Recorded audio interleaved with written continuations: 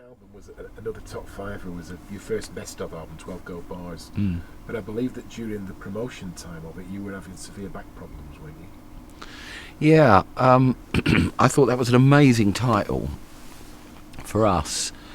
12 gold bars. I mean, because, being linked with the 12 bar boogie and 12 gold bars of everything that had gone gold, it was just, it just worked.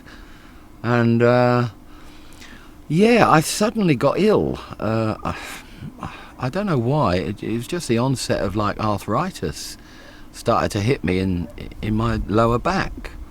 And I'd never experienced anything like it before. I'd always been fit. I was very athletic at school and maintained quite a lot of that for many, many years, And I guess when I was about sort of 27, 28, I started to get this back problem, and then it became acute.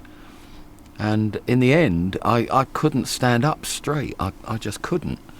And I'm only young, and this is a big worry for the stage set and everything, So I went to Germany because I'd heard of this guy out there called Professor Breitenfelder, right? Which is a classic old German name there, isn't it? Mr. Breitenfelder. And I went into hospital, and he said, I can cure you. So my knees were all puffed up. I seemed to have this arthritis. It had just sort of came on, and it was terrible. And they came in with these huge needles, and I have a pathological fear of needles. I can't deal with them at all. Blood tests, anything, look away, Come with these big needles. They're going to drain my kneecaps and put this needle down behind my kneecap. I said in my best German, you're not going to fucking stick that in me, are you, pal? And he said, we have to, so they did. And, oh, God. But my knees just, went down, fluid on my knees. And then, funnily enough, they diagnosed me with seronegative chronic polyarthritis of the spine, which sounded pretty serious. And I said, well, what's the answer? How are you going to cure me? And they said, we're going to wrap you up in mud every day for 2 weeks. So I was in hospital for 2 weeks, and at that time there's no telly on. There's no English telly.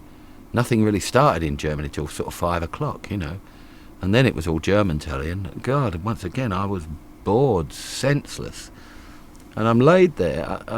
This is a procedure. It sounds like an old wives' tale, but shut up. But they bake this mud about an inch thick, right, in big slabs of it, about an inch thick, and they bake it in an oven, and then they bring it along, and you lay in it, and they wrap you up in it, and leave you there for a couple of hours in this hot mud. And hard to deal with, because you can't really move. And I had 2 weeks of that, plus some physiotherapy. Cured. Unbelievable. Because apparently the earth, the mud, draws all the impurities out of you. And it was lovely and warm, and you need warmth for arthritis. It doesn't react well to the cold. And 2 weeks later, I walked out of there right as rain. And I haven't suffered from it since. Not badly. I still get a little bit of it, but nothing that sort of debilitates me, So that was it was quite a frightening time of my life, really. And once again, as we discussed yesterday, literally just in the wake of 12 Gold Bars, our dear friends, the English Music Press, are once again trying to write Quo off. Oh, they put a best of out. They've obviously not got enough songs for an album. They've lost it. But yet, within 6 months of Gold Bars, you've got a number 2 single with What You're Proposing, and a number 4 album with Just Supposing.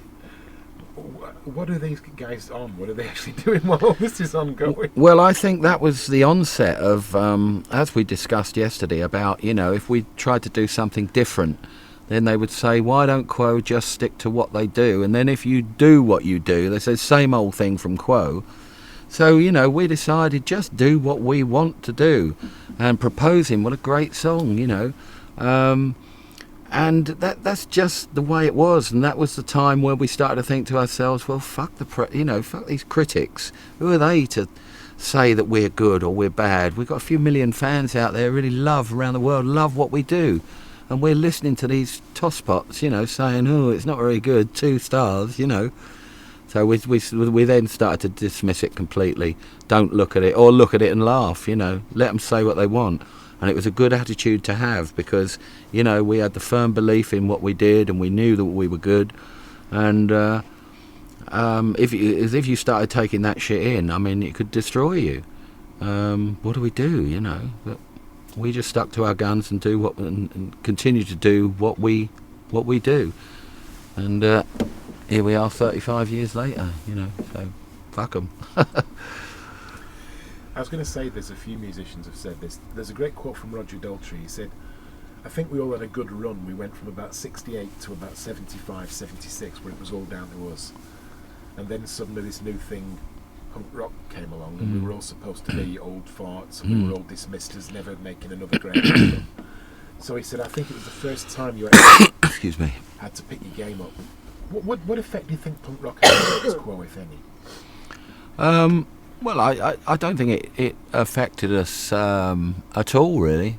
I remember we were doing a recording session at the Marquee Studios, and there was a punk band on next door. I can't remember the name of them. On in the Marquee Club. So Frame and me said, well, we'd pop in and have a look, And by this time I don't know what we were, sort of 30, early 30s, maybe younger. And we walked in the Marquee, and it's full of these very different people, the spiky hair and the kilts and all that. And the first thing we had levelled at us, what are you doing here, you couple of old farts? What are you doing in here? And we thought, hang on, this is, a bit weird. And we went in there, and I've never seen energy like it. I'd never seen anything like it. It was so loud, and everybody's leaping and gobbing and tipping beer over one another, and it was just mental. And I looked at him and I said, yeah, we are becoming old farts, aren't we? Look at this. And the energy was incredible. I can't remember what band it was, but they were pretty good energy wise anyway. And we went out of there, and we didn't let it bother us. We knew there was this onset of a new trend. But all through our lives, through our rock and roll lives, we've always said that we'd never follow trends. We'd never go with it because trends come and go, which they always do. And we thought, well, we've got to just stick to what we're doing, don't get drawn into this. And we didn't, just stuck to it. And I've always described it, Quo, as like being a steam train, and it's going down that straight track.